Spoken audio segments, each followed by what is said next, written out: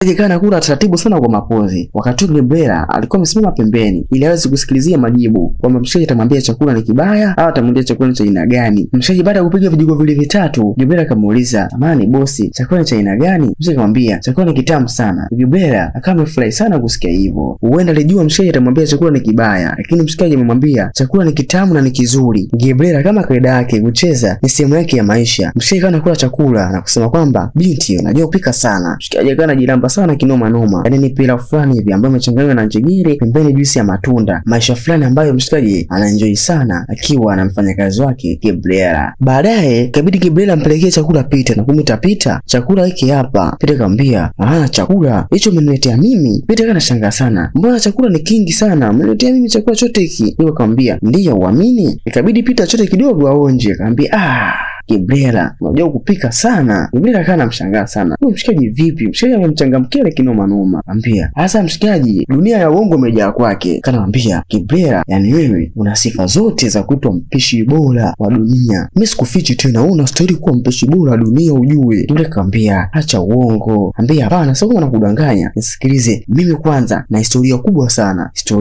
Historia gani? Mshikaji kana anampiga virungu sana Gabriela. Kaanza kumwambia kwamba yeye mshikaji bwana alikuwa pilot. Sasa Gabriela kana msikia sana na kabisa mshikaji huyu tayari hapa dishi lishaanza kuyumba yumba. Mshikaji kana mdanganya. Mara mshikaji amepitia jeshini, mara piloti. Gabriela kamwambia, "Mbona ni muongo?" "Hapana, mimi sio muongo. Mimi ndo nakwambia. Nisikilize. Mimi ninachokwambia ni cha ukweli. Sema wewe ndo unataka kuniamini. Mimi nakwambia nilishiriki vita ya dunia."